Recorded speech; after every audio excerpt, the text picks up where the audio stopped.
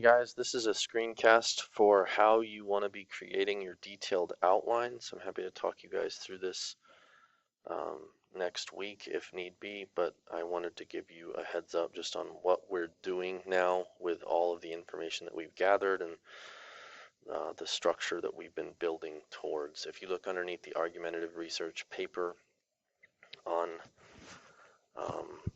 the classroom, you're going to find a couple documents here at the end that are kind of relevant at this point. You have filled in hopefully your rough outline. You've worked through your index. You have 2 sets of info cards in theory. And so now we want to look at the argumentative structures for the research paper and then the argumentative detailed outline. And so I want to walk you through, if you open up the argumentative essay structures, you'll find this document here.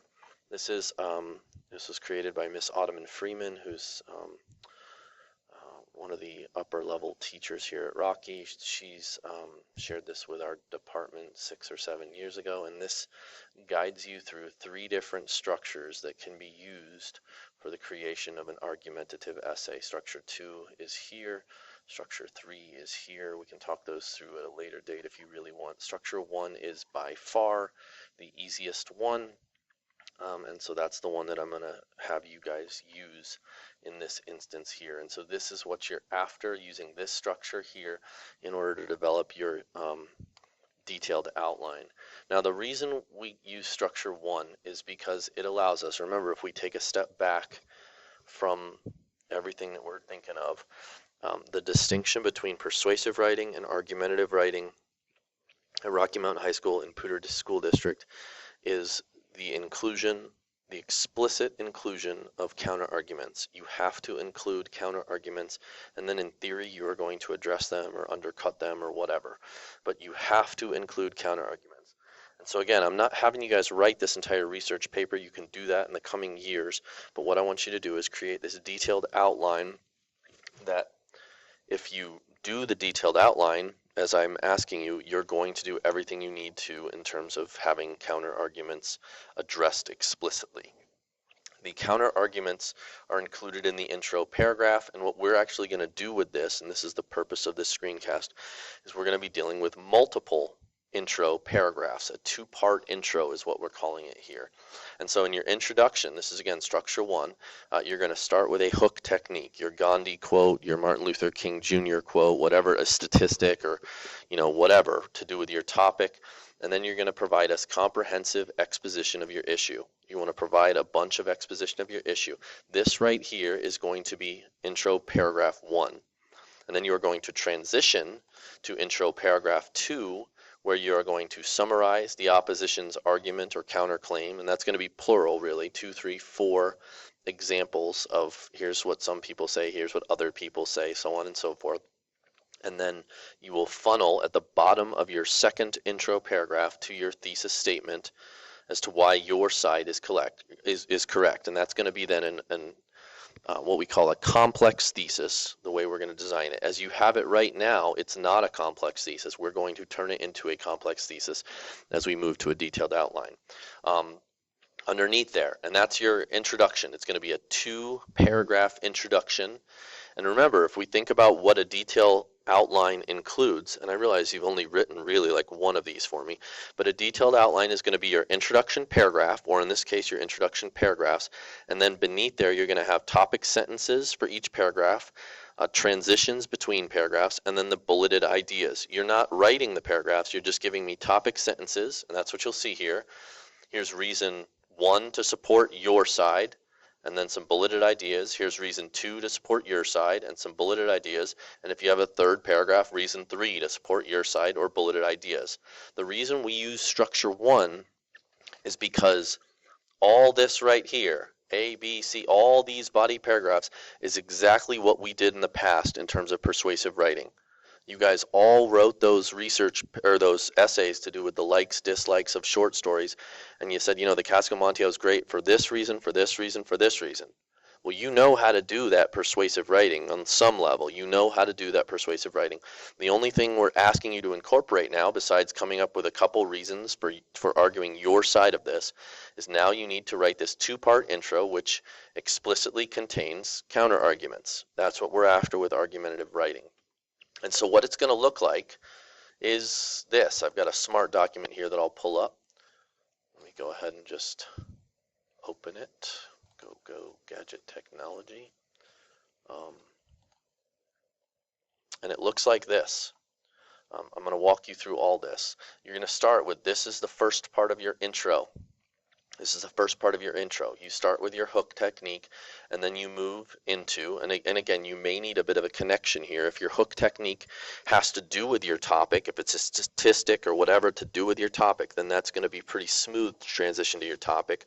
But if you've got a Gandhi quote or an MLK quote or whatever, then you're going to have to say the reason this MLK quote relates to the notion of capital punishment is because of blank. And that's you just connecting from your huge quote to the topic that you're really focusing on. And what you want to do then, in somewhere in the neighborhood of 6-7 sentences, is provide all of the explanation that you would need to tell someone for them to understand your topic. The who, what, when, where, why do we care of your topic. If you're dealing with capital punishment, you want to tell us when capital punishment was first used in the United States, what it looked like back then, what are forms of capital punishment that existed in the past versus forms of capital punishment that exist today, how many states partake in capital punishment, whether the trend with regards to capital punishment has been more states going with it or less states going with it, major court cases that have involved capital punishment. All this would be interesting information if you're trying to fill in the understanding of an individual so that they can understand your topic. This is all exposition. And again, hopefully you have info cards that do this for you. You want to now incorporate your info cards, the who, what, when, where of your document. You're starting with a hook. You're providing a bunch of background information. Again, think of your reader as kind of a moron. And let's be honest, I told Layla this with regards to her topic. When she thinks of a moron, she can think of me. When she talks about fast fashion, I don't know what fast fashion is. She's going to have to fill in some gaps for me there. And then you are going to transition to your second mini body paragraph, or your mini intro. And the transition, I've got 1 star right here because I want you to look right here. You can use this sentence almost verbatim. Once people understand the complexity of the issue, it's worth realizing that many views exist. And if you take a step back, I've had students in the past say, well, that's not an argumentative statement, and it's not. Once people understand the complexity of the issue that is capital punishment, it's worth realizing many views exist. That's a fact. That's a fact. And you don't need an argument here. You don't want an argument here because you're still in the midst of your intro paragraphs. And that's what I have here on the left, marked in green. OBJ stands for objective, and you want to stay objective until you get almost to the end of your second intro paragraph. What that means is you're not arguing your side at all yet. You do not start your intro with a thesis statement. Your thesis belongs right here at the end of your second intro paragraph. And up until you get real close to your thesis, you want to stay objective. And so you're not having argument. You should not have argument here. Your transitional statement should be, once people understand the complexity of the issue, whatever the issue might be, it's worth realizing many different views exist on that issue. And that's where you then provide your counter arguments.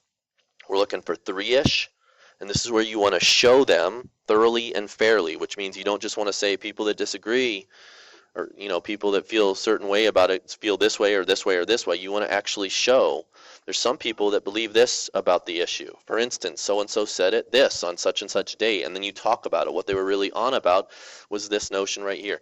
You're going to show thoroughly and fairly 3 or so of your counter arguments, people that disagree with you, and eventually you're going to funnel to your thesis. It's just 2 stars here and then 2 stars here, and this is where it becomes complex. You're going to say something along the lines of, in spite of these valid arguments, comma, blah, and the blah is your thesis. Some of you have been writing about masks, saying masks should be worn or masks should not be worn. And I've told you, like that right there, 4 words, that can be your thesis. And that's been true up until now. But now we want to go ahead and make it complex by adding this clause to the beginning of it. In spite of these valid arguments, Masks should be worn. That's the mask should be worn part still plays. But what you've done in the previous 4, 5, 6, 7 sentences is shown some valid arguments. And remember, with the counter arguments, you're not saying like some morons actually believe this, other idiots believe this. There's even some people out there that believe you're giving them their say. You're being fair to them. You're being thorough with what it is they've said. You're trying to show your readers, I understand this issue in its entirety. Like, I know the background of the issue. I know what other people out there believe. And in spite of what they believe, here's what I believe. That's basically the gist of your thesis. In spite of these valid arguments, masks should be worn. In spite of these valid arguments, capital punishment should be abolished. In spite of these valid arguments, whatever it is your argument is. And underneath there, then, that's where I'm going to return to this other document.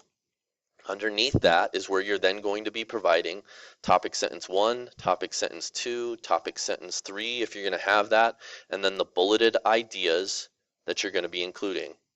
We'll talk more about it next week. With your bulleted ideas, I want you to have the parenthetical citations. At some point, you're going to need to have more than just A1, A2, B1, B2. So it's time to start showing your evidence.